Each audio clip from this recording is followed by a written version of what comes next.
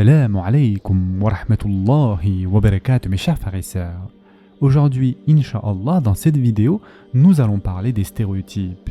Bien que tous les stéréotypes ne soient pas du racisme et vice-versa, les deux phénomènes sont étroitement liés.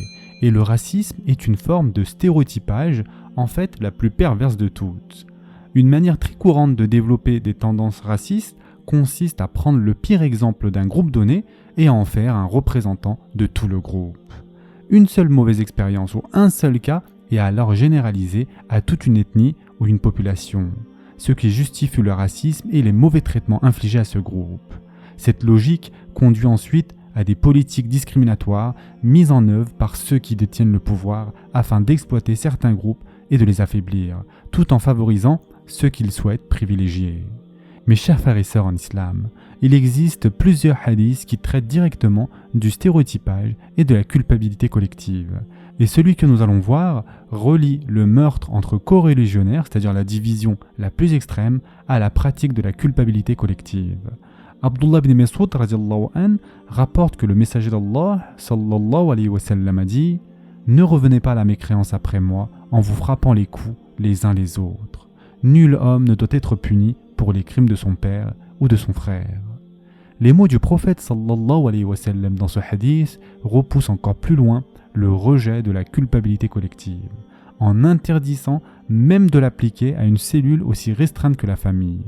Alors, à plus forte raison, il est interdit de l'appliquer à tout un groupe de personnes. Le prophète sallallahu alayhi wa sallam a donné un exemple concret de ce principe dans le cas de Ikrimah, fils d'Abu Jahl. Ikrimah radiallahu anh accepta l'islam après la conquête de la Mecque. Malgré les crimes et les persécutions qu'il avait commis lui-même, ainsi que son père Abu Jahl, qui avait infligé aux premiers musulmans de nombreux problèmes, le prophète sallallahu alayhi wa sallam recommanda à ses compagnons de ne pas évoquer Abu Jahl devant Ikrimah radiallahu anh, afin de ne pas lui faire de la peine. Si l'on considère le contexte historique et émotionnel de l'époque, cette demande était très difficile à appliquer pour les compagnons radiallahu anhum, car ils savaient parfaitement les horreurs qu'Abu Jahl et Ikrimah avaient commises. Et pourtant, ils respectèrent l'ordre du prophète sallallahu alayhi wa sallam. Cela témoigne de l'excellence morale du prophète sallallahu alayhi wa sallam et de la noblesse de ses compagnons radiallahu anhum. Mes chers frères et sœurs en islam, voici maintenant quelques enseignements tirés du Coran et de la tradition prophétique à propos de ce sujet. Tout d'abord, Allah Azza wa Jalla dit dans le Coran qu'aucune âme ne portera le fardeau, c'est-à-dire le péché d'autrui. Surat An-Najm, verset 38. Ce verset confirme et renforce le hadith dans lequel le prophète sallallahu alayhi wa sallam a dit qu'on ne peut pas punir un homme pour les fautes de son père ou de son frère. Deuxièmement, lorsqu'Allah Azza wa Jalla créa le prophète Adam alayhi salam, il lui confia une mission de direction sur la terre. Les anges demandèrent alors à Allah Azza wa Jalla: vas-tu y placer un être qui répandra le sang et sèmera la corruption? Les anges fondaient cette question sur leur expérience avec les djinns, une autre création d'Allah Azza wa Jalla dotée du libre arbitre, qui avait utilisé leur libre arbitre pour commettre le mal et la corruption. Bien que l'hypothèse des anges ait comporté une certaine part de vérité, Allah Azza wa Jalla répondit à leur question en disant: en vérité, je sais ce que vous ne savez pas. Les descendants vertueux du prophète Adam alayhi salam allaient s'opposer à ceux qui sèmeraient la corruption. Allah Azza wa Jalla indiquait ainsi que l'humanité disposerait de joyaux qu'aucune autre de ces créatures ne pouvait égaler. Il y a certes toujours eu des personnes versant le sang et corrompant la terre, mais Allah Azza wa Jalla a également créé des gens pieux et droits. Un hadith dans le Muwatta rapporte que lorsque tu entends quelqu'un dire « les gens sont perdus », alors c'est lui le plus perdu d'entre eux. Ce que cela signifie, c'est que ce que nous percevons chez les autres est souvent un reflet de nous-mêmes. Subhanallah. Mettre tout le monde dans le même sac aussi est un comportement clairement interdit par le prophète sallallahu alayhi wa sallam et par Allah Azza wa Jalla. Et en effet, Allah subhanahu wa ta'ala a dit dans le Coran: mais ils ne sont pas tous pareils. Il est parmi les gens du livre une communauté droite qui, aux heures de la nuit, récite les versets d'Allah en se prosternant. Surat Al-Imran, verset 113. Ce verset fut révélé en réaction à certains compagnons qui formulaient des généralisations sur les gens du livre. Dans un autre verset de la même sourate, Allah Azza wa Jalla dit: et parmi les gens du livre, il y en a qui, Si tu lui confies un quintar, te le rend. Mais il y en a aussi, si tu lui confies un dinar, ne te le rendra que si tu l'y contrains sans relâche. Surat Al-Imran, verset 75. Autrement dit, ils ne sont pas tous les mêmes sur le plan de l'honnêteté, de la fiabilité et de la spiritualité.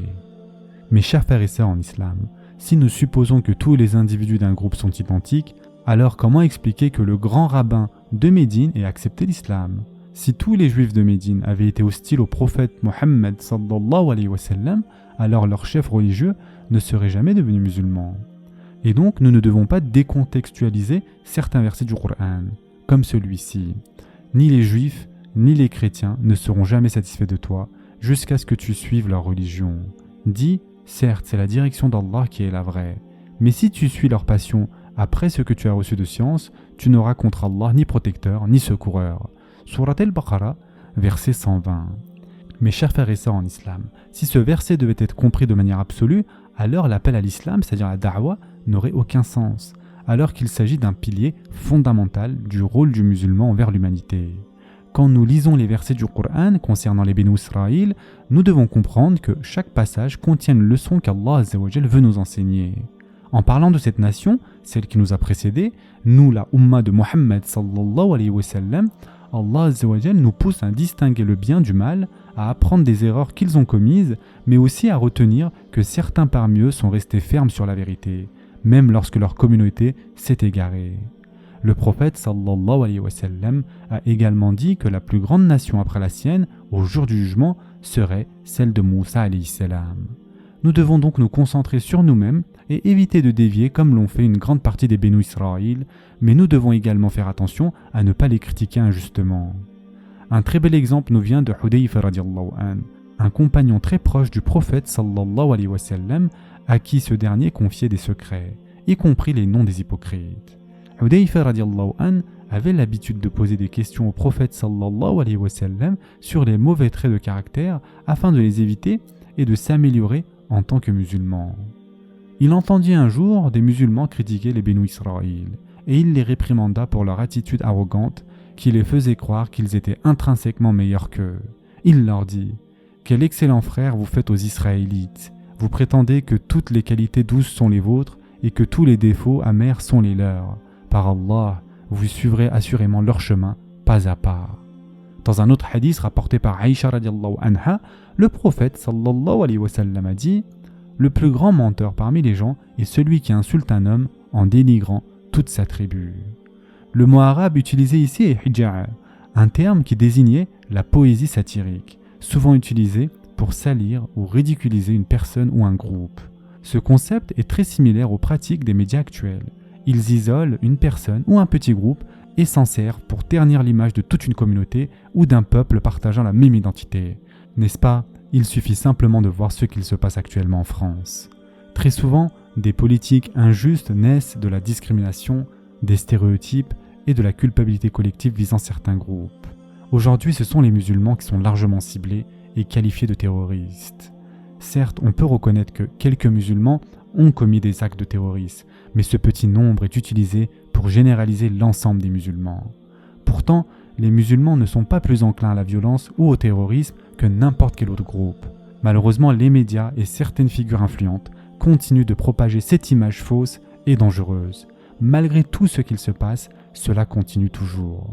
Nous pourrions présenter toutes les données factuelles possibles sur les véritables responsables des actes terroristes. Malgré cela, certains continueront à croire fermement que la majorité du terrorisme est commise par des musulmans, car cette image a été gravée dans leur esprit. Cependant, si on regardait l'histoire, on saurait qui sont véritablement les vrais terroristes. Pour conclure, mes chers frères et sœurs en islam, le prophète sallallahu alayhi wa sallam désapprouvait et condamnait ceux qui rabaissaient les autres en fonction de leur identité, que ce soit à cause de leur origine ethnique ou de leur lignée. Personne ne choisit ses parents ni son origine. Mépriser quelqu'un pour cette raison-là témoigne d'un orgueil extrême. Outre le célèbre incident entre Abu Dharr radiallahu an et Bilal radiallahu an, un autre événement marquant fut lorsque Hafsa radiallahu anha traita Safiya radiallahu anha de fille d'un juif. Le prophète sallallahu alayhi wa sallam ne nia pas qu'elle était effectivement la fille d'un juif, mais il lui donna les meilleurs exemples parmi les Bénous Israël comme ancêtre en disant « tu es bien la fille du prophète Moussa alayhi salam. Ton oncle paternel est le prophète Haroun alayhi salam, et tu es marié à un prophète. Alors sur quelle base te rabaisse-t-elle? Le prophète sallallahu alayhi wa sallam n'a pas nié que sa fille radiallahu anha venait d'une famille juive et qu'elle était désormais musulmane, car cela aurait renforcé les propos et le ton de Hafsa radiallahu anha.